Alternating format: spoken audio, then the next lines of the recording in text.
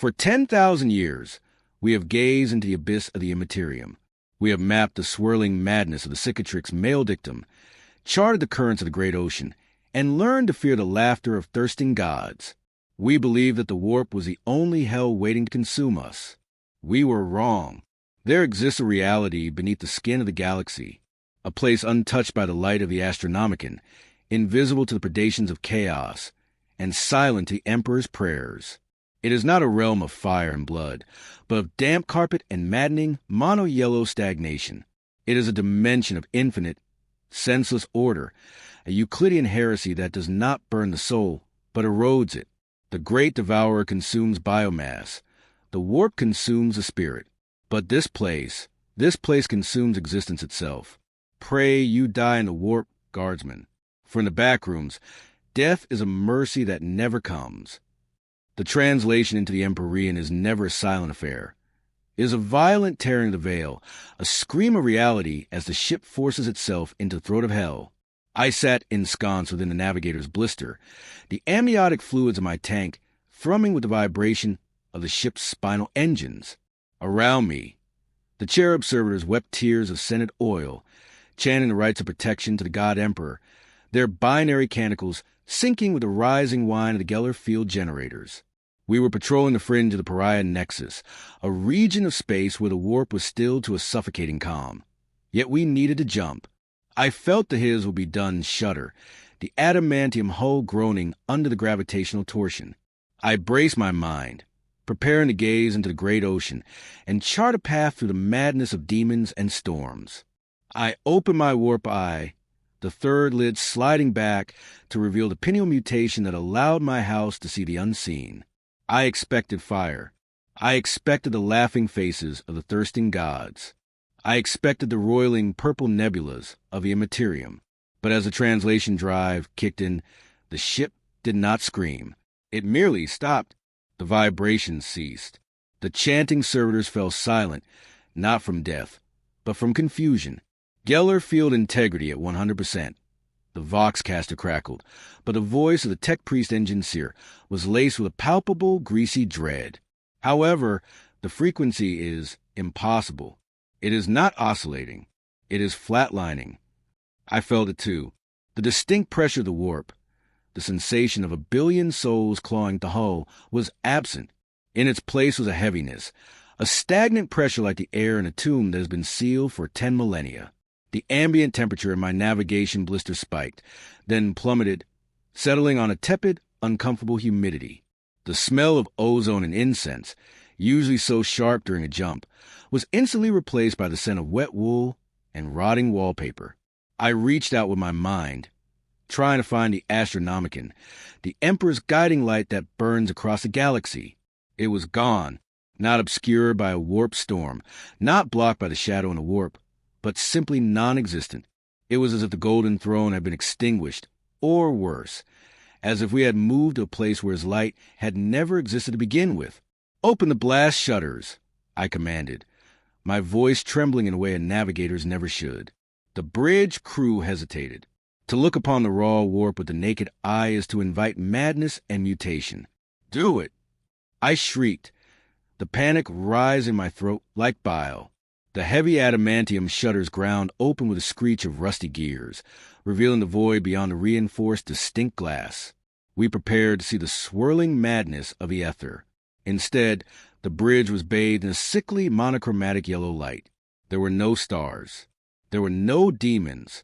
There was only a wall, an infinite, textured surface of beige patterning pressed directly against the glass, static and unmoving.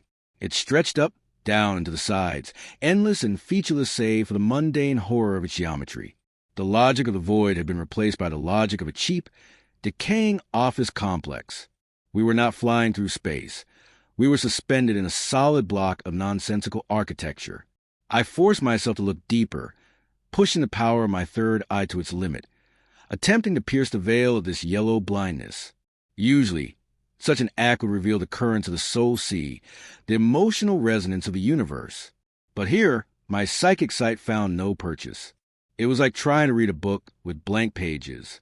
There were no souls here. There was no life, There was not even the chaotic energy of the destroyer. This place was anathema to life, not because it was hostile, but because it was fundamentally indifferent. It was a cosmic null point. A sudden, sharp pain lands through my skull. Not the burning corruption of chaos, but a headache of pure, bureaucratic boredom amplified to a lethal degree. I saw the geometry of the ship's location in my mind's eye, and it made no sense. We were coordinates without a map. We were moving, yet stationary. The Geller field was active, but it was keeping nothing out, for there was nothing to keep out. Only the hum, the yellow, and the damp.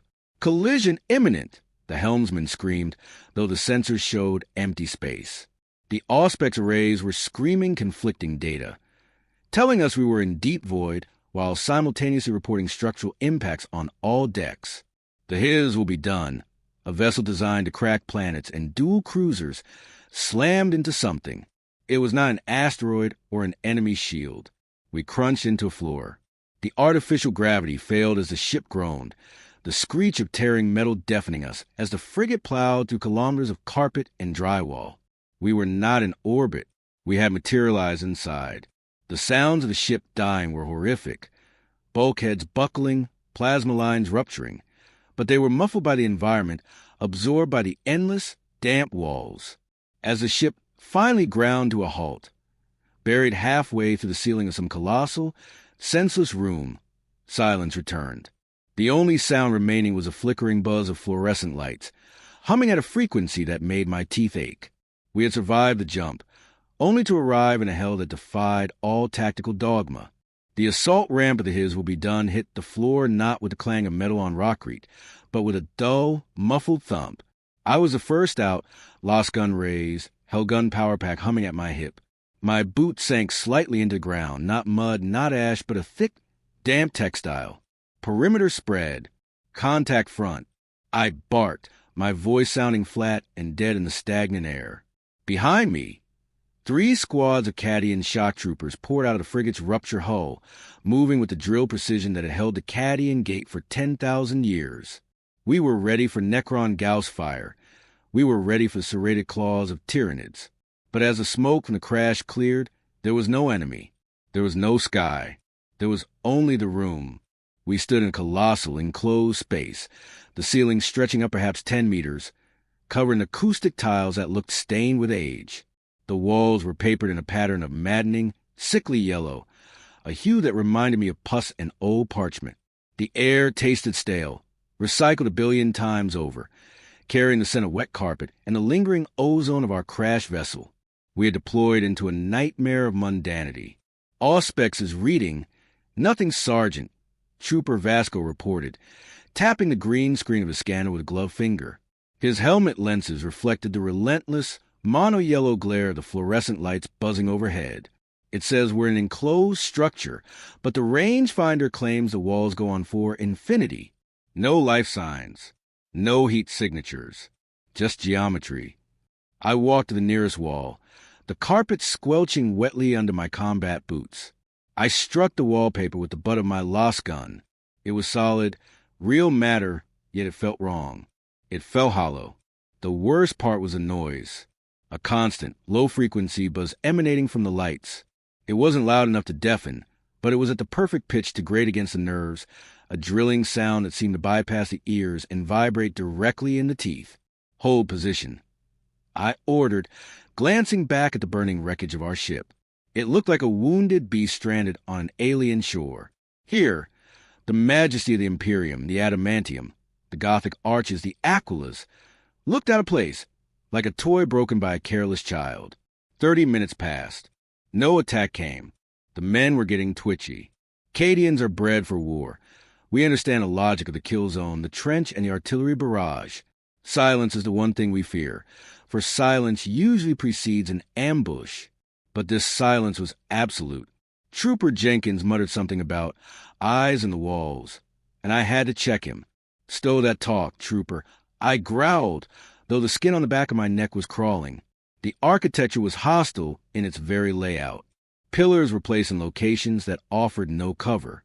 Corridors branched off at angles that seemed slightly too sharp or too wide. I looked down a long hallway to our left, and for a second, I thought I saw movement, a shadow stretching where no object stood. When I blinked, it was gone. The yellow wallpaper seemed to shift in my peripheral vision, the patterns swirling like oil on water, only to snap back to rigidity when I looked directly at them. We were the intruders here. The room knew it, and it was waiting. I ordered Second Squad to scout the immediate perimeter, a simple recon sweep to find a bulkhead or a blast door. They moved out in a standard wedge formation, turning a corner around partition wall just 50 meters away. Comms check, I said into the Vox bead. Static. Second Squad, report. Nothing but the hiss of white noise, sounding suspiciously like the buzzing lights. I signaled First Squad to follow me. We double-timed it to the corner, where they had vanished. We rounded the bend, weapons ready to fire. The hallway was empty, not filled with bodies, not scarred by battle, just empty. It stretched on for a kilometer, identical to the one we were standing in. Thrown, Vasco whispered. Where did they go? There were no side doors, no vents. The carpet showed their muddy boot prints leading around the corner, and then simply stopping, as if they had ceased to exist mid-step. The geography of this place was fluid. We hadn't just lost a squad. The dimension had swallowed them, pulled back to the ship. I roared, realizing that tactical movement was impossible in a place where distance was a lie. We began a disciplined retreat, walking backwards, keeping our guns trained on the empty yellow void. That was when the reality of our situation truly broke. Trooper Harlan, a veteran of the Kazkin Corps, took a step back. His boot should have found the carpeted floor. Instead, his foot passed to the solid ground as if it were water. He didn't trip. He sank. "Sergeant!" he screamed, flailing at his shin, then his knee. Then his waist clipped to the floor textures. It looked like a cogitated glitch, a failure of the universe to render his collision. I lunged for him, grabbing his combat harness, but my hands passed through his gear like smoke. He wasn't falling into a pit. He was falling out of reality. He looked up at me, eyes wide with a terror that no Xenos could inspire, before he slipped completely through the floorboards. The carpet remained unbroken. He was gone. From beneath the floor, I heard his scream continue, muffled and distant, fading away into an infinite drop. We were not on a planet. We were in a glitch. Accessing memory banks. Timestamp corrupted. Location unknown. I initiated the rite of awakening, extending my mechadendrites interface with the local infrastructure, in the service of the Omnicia. Every machine has a soul, a spirit that can be coaxed or commanded. I sought to commune with the luminaries overhead, the buzzing fluorescent tubes that bathed this reality in their hateful mono-yellow frequency. I inserted a data spike into a wall socket, expecting the familiar resistance of machine spirit, however rudimentary. I anticipated the flow of electrons, the logic of a power grid. Instead, I received no data. There was no spirit here. The electricity flowing through these walls did not follow the laws of thermodynamics. It was not generated. It simply was. The current looped infinitely, a closed circuit with no source and no ground.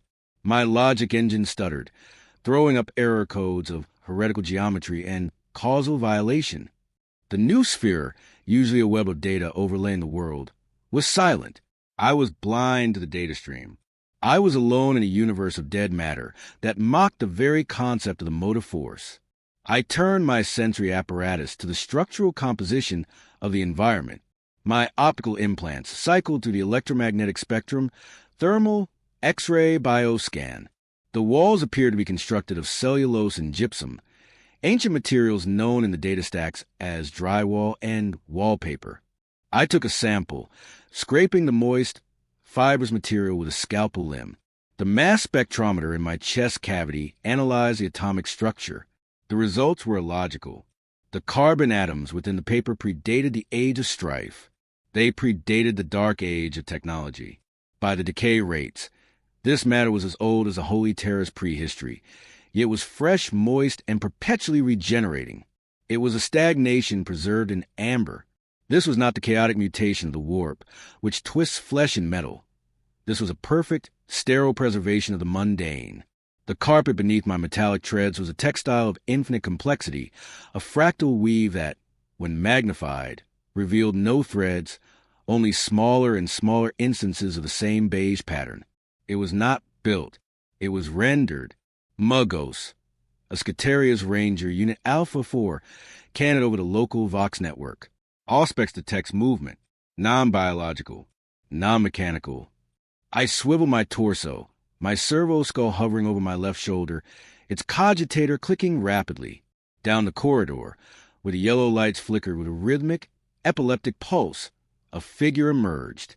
It did not walk, it jittered. It was a construct of black, wire-like tendrils, vaguely humanoid but horribly elongated. It lacked the symmetry of the Necron or the biological heat of the Tyrannid. It resembled a scribbled error on a slate, a corruption of visual data given three-dimensional form. My predecessor's designated entity, bacteria, it possessed no internal organs, no heat signature, and no soul. It was a walking glitch. It opened a cavity where a face should be, and emitted a sound that was not a roar, but the screech of a dial-up modem amplified to decibel levels capable of rupturing organic eardrums. Engage, I commanded, suppressing a logical surge of fear in my remaining organic emotional centers. The Scutarii raised their galvanic rifles, the beautiful, ornate weapons of Mars cracking with energy. They fired. The heavy, solid slugs, designed to punch through ceramite, struck the entity. But instead of tearing to black wire mass, the kinetic round seemed to lose momentum instantly upon contact, dropping harmlessly to carpet. The laws of inertia were dampening the impact. Switched to arc weaponry. I ordered Unit Alpha for unleash a stream of blue lightning from his arc rifle. The energy struck the entity, and for the first time it reacted. The creature spasmed, its wire-frame body glitching violently, flashing in and out of existence like a corrupted hololith. It shrieked, a sound of static interference, and lunged. It moved with a terrifying lack of frames, teleporting meters forward in singular instants. It struck Alpha, 4 not with claws, but by intersecting with him. The Ranger's armor did not break. It simply merged with the creature's black wires. The Scutarius did not scream. He was simply deleted from the data network, his bio-sign vanishing instantly as his physical form was unraveled into code. We retreated, my treads grinding the damp carpet into paste. I ran thousands of simulations per second, searching for a tactical solution. There was none. We were trapped inside a logic hazard.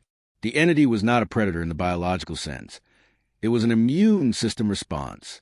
We were 4 in code in a static operating system, and we were being purged as we sealed ourselves behind a heavy bulkhead door, which, logically, should not have existed in an office hallway. I realized a true horror. The Omnicia is the god of knowledge, a function of the machine. This place was the antithesis of the machine god. It was a machine that served no purpose. It was a labyrinth that led nowhere. It was a design without a designer. My logic circuits began to overheat, not from damage, but from the sheer impossibility of processing the data. I recorded a final log entry before purging my cache to prevent corruption. This dimension is not evil. It is an error, and we are being corrected. We were awoken not by the clarion call of war, but by the frantic rites of the tech priests. The stasis crypts hissed open, venting supercooled gas, and I, Brother Sergeant Gideon, stepped forth into a nightmare shadows. The familiar interior of the his will be done was gone, replaced by a jagged tear in a hull that opened into a realm of damp concrete and flickering darkness. We were no longer in the yellow purgatory the ship's log spoke of. We had descended. The air here was thick with a fog that tasted of rust and stale water. As my brothers of sword brethren formed up, our ceramite boots crunched on grit and rebar. We are the Emperor's wrath made manifest, giants of gene-forged muscle and adamantium. Yet in this place, I felt an unfamiliar sensation. Confinement. The ceiling hung low, obscured by dripping pipes and tangled conduit. The lighting was not the holy glow of lumens, but a sputtering, dying strobe that cast long, dancing shadows. Accept any challenge, no matter the odds. I recited the vow, gripping my bolter, but there was no challenge here. Only the dripping of water and the distant, rhythmic grinding of unseen machinery, like the heartbeat of a dying god. Auto senses are unreliable, Brother Sergeant. Initiated, Kale reported. His voice filtered through the Vox grill of his Corvus pattern helm. Thermal imaging is awash with false positives. The walls, they retain heat like living tissue. I checked my own HUD. The tactical rune feed was a mess of static. The environment of this Level 1 defied strategic logic. It was a sprawling industrial labyrinth of concrete corridors, crates that contained nothing, and puddles that seemed deeper than the floor itself. We moved in a tactical dreadnought formation, filling the narrow hallways with the bulk of our power armor. Every step was a thunderclap in the silence. My instinct as a Templar is to charge, to close the distance and deliver the Emperor's justice with Chain's word and combat blade. But there was no enemy to charge. The hallways stretched into the dark, turning at senseless angles.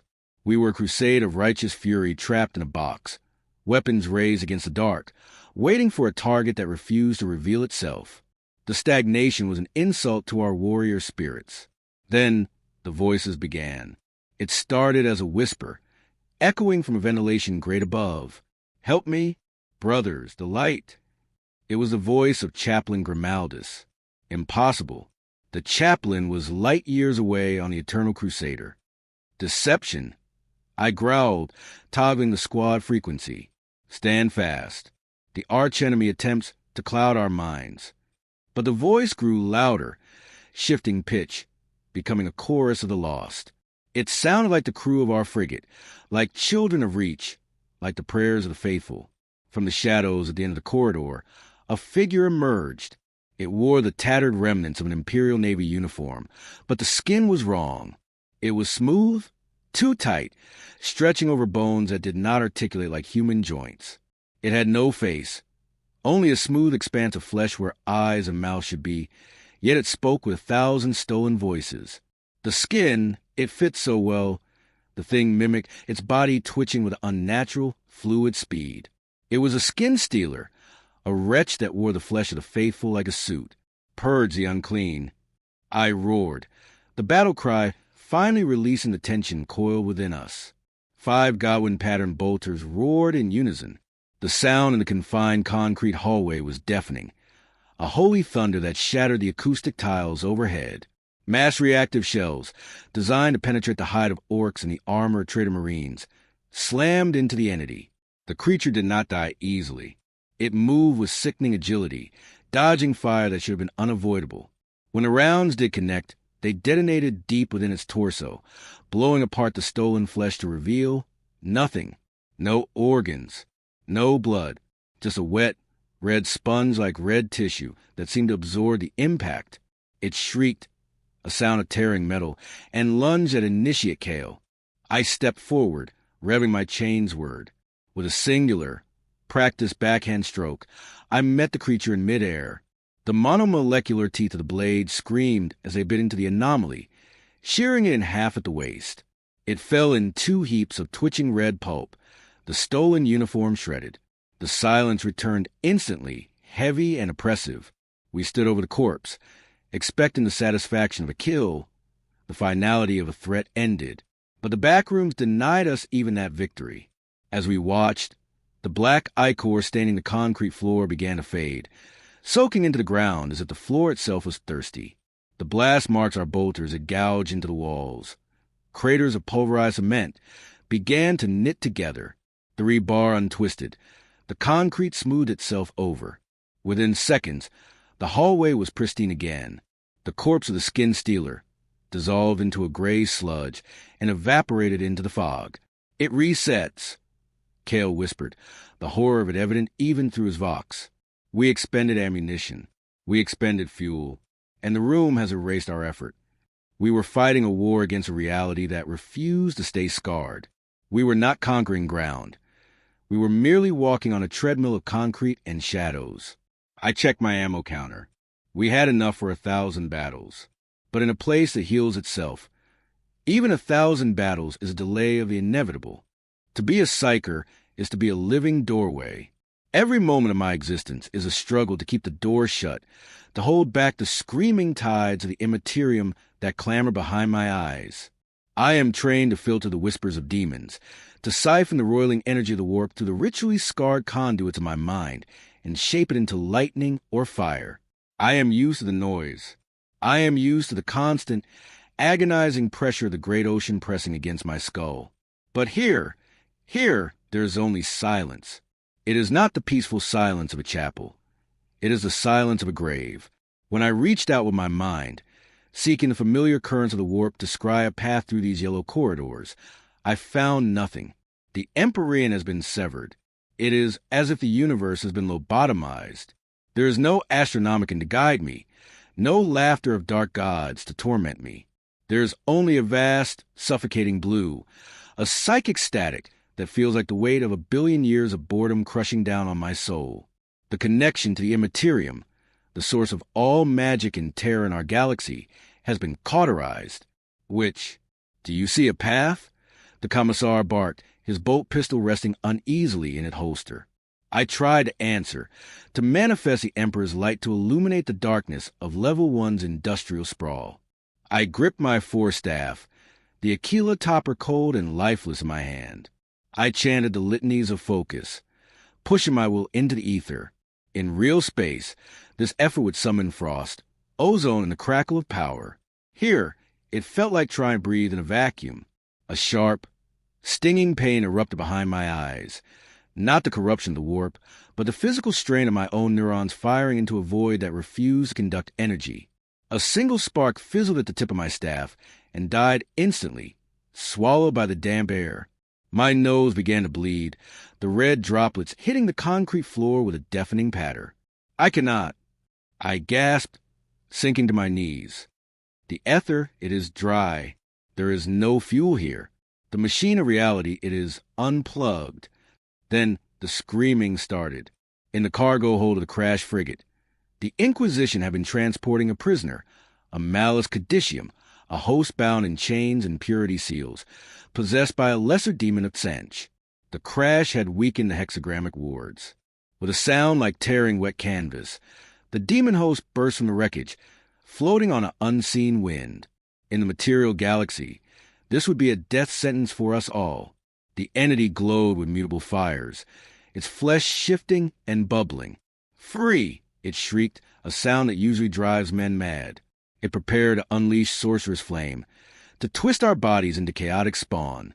But as it drew upon its power, the backrooms reacted. The ambient hum of the light spiked in volume. The beige walls seemed to lean in. The demon host did not grow in power. It faltered. The chaotic energy wreathing its body began to flicker like a dying lumen bulb. The creature looked around, its multifaceted eyes widening in a very human emotion, panic. The laws of this dimension are absolute. Stagnation is the only truth. The warp is change, emotion, and chaos. These two realities cannot coexist. I watched, horrified and mesmerized, as the environment began to digest the demon. The purple and pink energies of the Tientian spirit were not unleashed. They were drained. Wisps of warp stuff were sucked into the ventilation grates, pulled into the porous concrete walls like smoke into a filter. The demon host fell to the ground, no longer floating. It thrashed, clawing at the floor, screaming not in rage but in suffocation. No. Too quiet. Too still. Let me back. Send me back to the hell, it begged, its voice stripping away the demonic distortion to reveal the sobbing human vessel underneath. The backrooms were starving the demon, leeching its essence to feed the infinite expansion of these mindless halls. The entity was being leveled out, its chaotic jaggedness sanded down to a smooth, gray nothingness. In moments, it was over. The demon host lay still, a husk of dried skin and bone. The demon had not been banished to the warp. It had been erased, dissolved into the background radiation of this liminal hell. I stood up, trembling, wiping the blood from my face. The Commissar looked at me, then at the corpse, his face pale. We realized the terrifying truth simultaneously. The Chaos Gods, Korn, Nurgle, Tsench, Slaanesh, they are the masters of the galaxy, the primordial truth, but they have no dominion here. This place is a blind spot in the eye of God. We are safe from corruption, yes, but we are also safe from salvation. If the ruinous powers cannot reach us, then neither can the Emperor. We are not damned.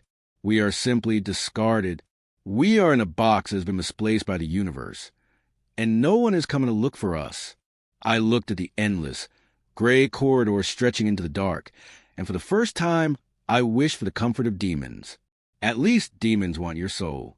This place doesn't even care that you have one. The Hand of Dorn was built for the open plains of Armageddon, a 70-ton beast of ceramite and plasteel, designed to crush orcs beneath its treads and shatter bunkers with its siege cannon. It was never meant for this. We had pushed the Leman Russ out of the industrial sprawl of the concrete halls and into something tighter, hotter, and infinitely more hostile. They call this level 2, but to a tanker, it is the throat of a dying engine. The corridor walls here are lined with pipes, thousands of them, interlocking like the intestines of a brass titan. Some hiss with superheated steam. Others drip a black, viscous sludge that smells of tar and rotten meat. The temperature inside the hull has spiked to 50 degrees Celsius. The cooling fans are screaming, fighting a losing battle against the ambient heat. Even the machine spirit of the tank is suffering. The engine note is rough, a coughing growl rather than a steady roar. I sit in the cupola, the hatch sealed tight, watching the world through the periscope. The tunnel is barely wide enough for our chassis. Sparks shower the viewports as our sponsons scrape against the rusted piping, the screech of metal on metal drowning out the vox chatter of the infantry marching in our wake. Heat warning on the Prometheum reserves. The driver shouted over the internal comms, his voice ragged with dehydration. The fuel tanks are expanding, Commander. If we don't cool down, the volatile mixture will cook off in the lines. I wiped the sweat from my eyes, stinging and salt-heavy. The air inside the tank was a toxic soup of recycled breath, engine fumes, and human fear. We were driving into a furnace. The path ahead was dark, illuminated only by the sickly yellow glow of the tank's lumen casters. The shadows cast by the pipes danced and twisted, looking like grasping fingers. Every 100 meters, the tunnel would turn sharply, forcing us to execute neutral turns that ground the treads into the concrete floor, sending tremors through the chassis. We were a predator in a cage that was slowly shrinking. I felt a deep, resonant clanking through the soles of my boots. The tank was protesting. It wanted to fight. It wanted a target. But there was nothing to shoot, only the endless, oppressive plumbing of a universe that had forgotten us. Then the darkness ahead smiled. It was not a metaphor. Out of the pitch-black gloom of a long straightaway, a face appeared, floating, disembodied, and glowing with a bioluminescent malice. Then another, and another. Contact front. Infantry, clear the lane. I bellowed. The entities, known in the databanks as Smilers, drifted toward us. They had no bodies, only wide, toothy grins and staring eyes that burned in the dark. They moved with a predatory grace, ignoring the laws of gravity. Gunner, sponson bolters. Light them up. The heavy bolters mounted on the side of the hull roared to life. In the confined tunnel, the noise was a physical blow, a hammer to the chest. The muzzle flashes strobed like lightning, illuminating the horrified faces of the entities. The mass reactive shells tore into the darkness, detonating against the pipes and the floating horrors.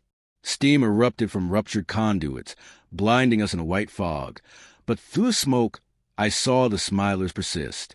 They didn't bleed. They merely flickered under barrage, their grins widening as they closed the distance. Reverse! Reverse! I ordered, realizing the weapons were ineffective. But as the driver slammed the gears into reverse, the tank lurched and stalled. The engine howled and died. We're stuck, sir. The walls, they moved.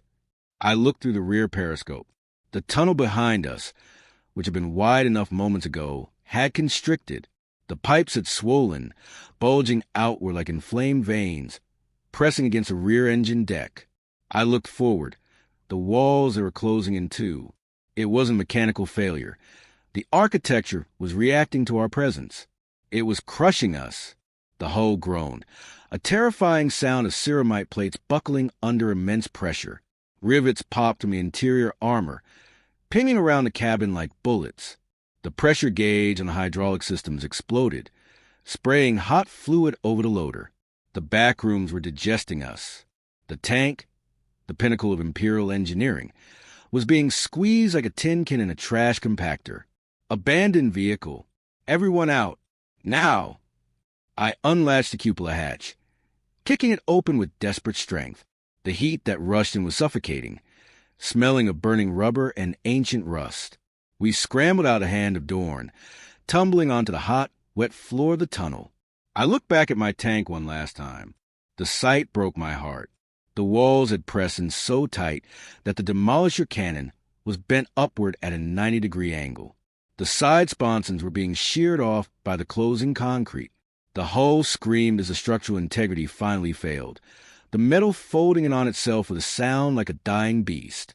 The machine spirit let out one final, hissing gas of steam before the tank was swallowed by the geometry, crushed into the architecture until it was indistinguishable from the pipes and walls. We were on foot now, stripped of our armor, defenseless in the dark, with the glowing smiles of the entities drifting closer through the steam. The transition was not a walk, but a fall. We had been fleeing the crushing heat of the pipe tunnels, the screams of the dying tank crew ringing in our auto senses, when the floor beneath us simply ceased to be solid. There was no sensation of breaking through. One moment we were running on hot metal, the next we were plunging through a void of gray static. I hit the surface with thunderous crash, the impact jarring my teeth even through the shock dampeners of my sabot pattern helm. I did not land on rock or dirt, but in water, lukewarm, stagnant water. I thrashed, my power armor servos whining in protest, as the immense weight of the ceramite threatened to drag me down. My heavy bolter pulled at my arm like a drowning anchor. I activated the emergency buoyancy seals, the suit locking tight, and managed to breach the surface. I gasped, tasting not the recycled air of the helmet, but a strange, humid atmosphere. I looked around, weapon raised, expecting the fires of hell. Instead, I saw a heresy of infinite cleanliness. We were in a cathedral of tile. There were no vaulted ceilings of Gothic stone, no gargoyles, no stained glass depicting the saints. There was only white ceramic. Endless, pristine white tiles covering the floor, the walls, the pillars, and the ceiling. The water we waded in was a crystal-clear azure, rising to our waists, motionless and disturbing. The lighting was soft, diffuse, and sourced from nowhere, casting no true shadows. It was beautiful, and I hated it. It was a beauty without the Emperor. It was a sterile, soulless perfection that felt like a mockery of the ecclesiarchy's grandeur. "Sound off," I commanded, my voice echoing strangely in the acoustic perfection of the chamber. My sisters emerged from the water around me, their black armor gleaming wetly against a blinding white backdrop. Sister Lucia, Sister Hestia, they looked like ink stains on a pristine canvas. The smell here was overpowering. Not the sacred scent of incense or promethium, but the sharp, chemical sting of chlorine. It was the scent of a hospital or a mortuary that had been scrubbed too clean. "Movement below," Sister Lucia warned, her flamer held high above the waterline. The water was deceptive. It looked shallow, but in places, the tile floor dropped away into abyssal pits of dark blue. I looked down. Beneath the surface, the water distorted the light, creating dancing patterns on the submerged tiles. But something else was moving there. Shadows, dark, fluid shapes that did not ripple the surface. They were the hydrolitus plague, spirits of the water, formless and hungry. This environment neutralized our greatest weapons. The holy trinity of bolter, melta, and flamer was compromised. A flamer cannot purge the unclean when the unclean is submerged. A bolter shell loses its velocity in the density of liquid.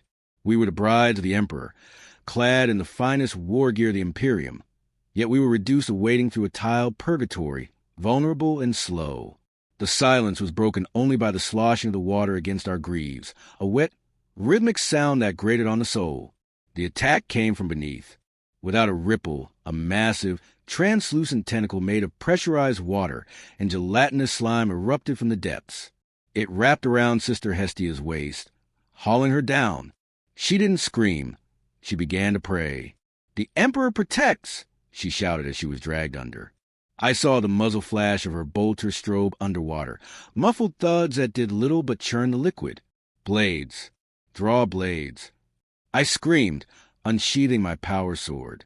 The matter field generator crackled to life. The blade glowed with lethal blue energy that hissed as it touched the water. The water around the blade boiled instantly, sending up plumes of steam. We formed a circle, back to back, the water swirling around our waists. The entities rose, humanoid shapes made of water and rot, their eyes glowing with a pale, drowning light. They did not roar. They gurgled, a sound like lungs filling with fluid. I lunged at the nearest horror, my power sword slashing through the water. The resistance was immense, like swinging through syrup, but the molecular disruption field did its work. The blade shore through the water entity, boiling its essence into steam. It shrieked, a high-pitched whistling sound, and dissolved back into pool. But for every one we banished, 2 more rose from the tiled pits. Sister Lucia, realizing her flamer was useless, reversed her grip and used the heavy canister as a bludgeon, smashing the skulls of the creatures with the strength of her servo-assisted muscles. It was a brutal, wet melee. We were fighting the tide itself. I chanted the Feed Imperialis, my voice rising above the splashing and the hissing of steam. From the lighting and the tempest, our Emperor, deliver us! The faith manifested, a golden halo of light surrounding us, pushing back the shadows in the water. For a moment, the sterile white light of the pool rooms was overpowered by the golden warmth of the Astronomicon. But as the entities retreated, sinking back into the depths, I looked out at the infinite expanse of pools and pillars. There was no exit, just more tile, more water, more silence. We were baptized in a temple of nothingness. The teleportation strike is the signature of our chapter. We travel through the warp not as travelers, but as masters, protected by the sanctified aegis of our armor and the purity of our souls. We were responding to an impossible signal, a distress beacon from His will be done, broadcasting on a frequency that pierced the Geller field of our strike cruiser. It was a plea from a place that did not exist on any star chart. We initiated the teleport homer, expecting to materialize on the bridge of a drifting hulk to purge a demonic infestation. We were wrong. We did not arrive in a ship. We materialized in a corridor of madness.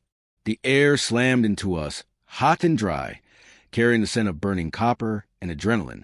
But it was the light that assaulted us first. There were no shadows here, only a violent, strobing crimson. The entire reality was bathed in a pulsing red glare, flashing with the rhythm of a panic attack. And then the sound, a siren, a mechanical, wailing scream that did not rise and fall, but remained at a constant, deafening pitch, designed to shatter the concentration of any psyker. Form up, Aegis patterns. I commanded, my voice amplified by the Vox grill of my Terminator plate. The 5 of us, giants in silver tactical dreadnought armor, stood abreast in the hallway. The corridor resembled a mundane medical wing or a maintenance shaft, stretched to infinity, but the red light rendered it a hellscape. Checkered floors flashed beneath our boots. Doors lined the walls, but they were painted on, fake exits in a cruel maze. I reached out with my psychic senses, expecting to feel the filth of the warp, the familiar oily texture of demons. I found nothing. My Nemesis Force halberd, a weapon forged to banish entities of the Imperium, hummed with latent power, but it had no target to lock onto. There was no chaotic corruption here. There was only a primal, rushing intent. The architecture itself was screaming at us to run. The floor vibrated, not with machinery, but with a stampede of something approaching from the darkness behind us. Contact rear. Brother Valerius shouted, spinning his cannon around. The darkness at the far end of the red corridor was moving. It was a tide, a horde of entities, twisted, broken things, poured toward us. There were hounds made of raw meat, facelings wearing the clothes of the dead, and things that were merely gnashing teeth suspended in the air. They did not roar. They shrieked in harmony with the siren. Open fire. I ordered. The storm bolters mounted on our gauntlets unleashed a fury of diamond-hard bolts. The roar was continuous, a wall of explosive death. The front ranks of the entities were shredded, turned into red mist and wet chunks. But they did not stop. They trampled their fallen kin, driven by a mindless, singular directive: consume. In the warp, A demon is banished when its physical form is destroyed. Here, these things were just biological matter. They died, but they did not fade. The pile of corpses grew, and the horde climbed over it, a tsunami of flesh crashing against our line. Engage! Retributive strike. I bellowed, realizing that ranged fire was insufficient against such numbers. We charged the horde, meeting the wave of monsters with the cold fury of Titan. My halberd swept out in a wide arc, the power field crackling. The blade sheared through 3 entities, severing limbs and heads with molecular precision. But as the weapon cut, I felt the difference. When a nemesis weapon strikes a demon, the soul burns. There's a psychic feedback of banishment. Here, there was only the wet resistance of meat. These creatures had no souls to burn. My psychic powers, usually a devastating weapon against the archenemy, were reduced to mere telekinetic shoves. I blasted a shockwave of force, knocking a dozen creatures back, but they scrambled up instantly. We were fighting a physical war in a metaphysical hell. A hound latched onto Brother Garrick's leg, its jaws grinding against the ceramite. He crushed its skull with a power fist, but 2 more took its place. The hallway was too narrow, the numbers too vast. We cannot hold this ground. I realized a tactical impossibility. The Grey Knights of the Hammer. But even a hammer cannot stop the ocean. The siren was getting louder, the strobing lights faster. The environment was escalating the threat the longer we stayed stationary. This level was a gauntlet. It was not a battlefield to be won. It was a track to be run. Fighting withdrawal. Fall back. Maintain suppressive fire. It went against every instinct of my indoctrination to retreat, but to stand here was to be buried. We began to move backward, the storm bolters never ceasing their thunder. We walked through the endless red corridor, stepping over the debris of the reality, firing into the screaming mass that chased us. The exit signs flashed overhead, mocking us, pointing further down the infinite hallway. We are the Knights of Titan, the Slayers of Gods. Yet here we were, running a marathon in hell, chased by a nightmare that had no name in the Liber Demonicus. The siren wailed on, a constant reminder that in this place, we were not the hunters. We were the prey. To bridge with the God engine is to surrender the self. I sat suspended in the amniotic tank of the command throne. The mind impulse unit plugs jacked directly into my cerebral cortex. I felt the reactor heart of Canis Rex ignite, a miniature sun waking from a cold slumber. The sensation was not pain, but a sudden expansion of being. My flesh was no longer frail skin and bone. My skin was inches of adamantium. My eyes were auspex sensors. My voice was a war horn that leveled cities. We were deployed in desperation. The survivors, the Cadians, the Templars, the Sororitas, had breached a blast door into a space that defied comprehension. It was a warehouse. But to call it a warehouse was to call an ocean a puddle. It was a cathedral of logistics, with shelving units the size of hive spires stretching up into a darkness that swallowed the light. The ceiling was not visible. There was only the endless ascent of metal beams and cardboard boxes, reaching forever upward. I took my first step. The hydraulic pistons hissed, and the ground shook. In the material universe, a warhound is a scout, the smallest of the Titans. Here, amidst the infinite shelves, I felt like a toy soldier lost in a giant's attic. Princeps, the auspex is ghosting. My Maserati reported from the lower deck, his voice tinny in the vast mental landscape of the manifold. Structural integrity of the environment is unstable. The sheer mass of the God engine is stressing the local reality. I felt it too. The concrete floor, polished and gray, grown under the 400 tons of the Warhound. We were too heavy for this dimension. As I pivoted the torso, looking for threats, the environment reacted to our presence. The lights overhead, massive industrial floods, flickered and buzzed with sound like tearing canvas. The shelves shifted. They didn't slide. They glitched. One moment, a towering rack of crates was to my left. The next, it had re-rendered 50 meters closer, cutting off our path. The backrooms were not designed for something of my scale. The dimension was stretching, tearing, trying to accommodate the impossible existence of a God engine within its liminal walls. Then, the silence of the warehouse was shattered. It was not a roar of biology, but a screech of grinding metal and static. From the darkness between two skyscraper-sized shells, the Guardian emerged. It was a mockery of a Titan, a colossal amalgamation of wire fencing, flickering fluorescent tubes, and twisted rebar shaped vaguely into a bipedal form. It had no head, only a swirling vortex of black static, where a cockpit should be. It matched Canis Rex in height, a golem of industrial waste and reality errors. My threat assessors flashed red, unable to classify the target. It didn't walk. It stuttered forward, its form vibrating as if it were existing in two places at once. Target locked. I commanded, the impulse merging with the machine. Vulcan Megabolter, spin up. Plasma blast gun, maximum charge. The war spirit of the Titan snarled in my mind, eager for the kill. I unleashed the war horn, a blare of sound so loud it usually shatters glass and bursts eardrums. Here, the sound and echo. It was swallowed flatly by the cardboard boxes, a muted trumpet blast in a soundproof room. I fired. The Vulcan Megabolter roared, spewing a stream of explosive shells the size of tank rounds. They tore into the entity, shredding the wire mesh and shattering the glass tubes. But as the debris fell, it didn't hit the ground. It vanished. The entity was reforming as quickly as I destroyed it, the junk telekinetically snapping back into place. Plasma engage. I shouted mentally.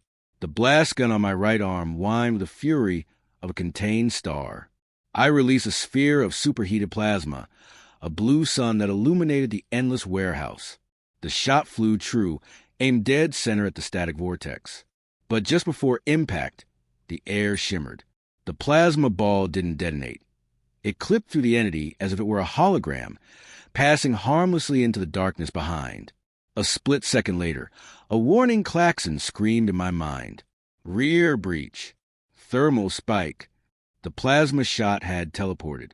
It had wrapped around the geometry of the room and struck us from behind.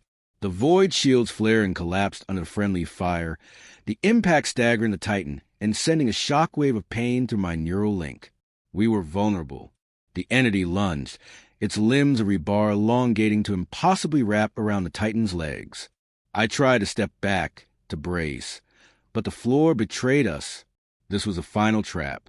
The concrete beneath Canis Rex didn't crumble. It simply deleted itself. A square of reality, exactly the size of the Titan's footprint, vanished, leaving a perfect, rectangular hole into the void. Gravity took us. I felt the stomach-churning sensation of free fall as the God engine tipped backward. My view of the warehouse, the shelves, the lights, the glitching monster, tilted and receded. I fired the thrusters. I commanded the legs to find purchase, but there was nothing to grab. We were falling into the blue, the space between levels, the null void of the backrooms. As the light of the warehouse faded into a shrinking square above, I sounded the war horn one last time, a defiant scream into the abyss, before the darkness swallowed the machine, the crew, and the pride of the Legio completely. The frigate, his will be done, was never recovered. In the annals of the Departamento Munitorum, it is listed simply as lost with all hands, Warp Storm Delta 9. A lie, of course. The Imperium is built on the foundation of necessary lies. The truth did not come from a wreckage field or a distress beacon floating in the void. It appeared on Holy Terra itself, deep within the Librarium Sanctus, inside a vault sealed since the age of apostasy. A standard-issue Imperial Navy data slate was found fused into the solid rockcrete of the western wall. It had not been placed there. It had intersected with the matter, protruding halfway out of the stone like a bone resetting badly. The rock around it was not cracked, but blended with the metal casing.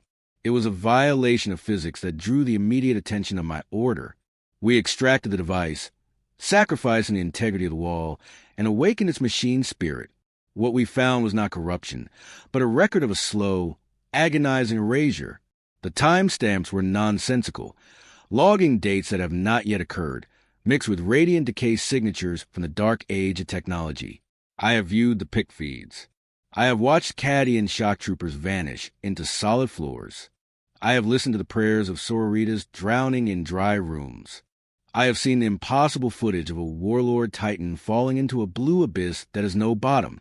The Adeptus Mechanicus representatives weave the sign of the cog and purge their memory banks immediately after viewing, screaming of logic plague.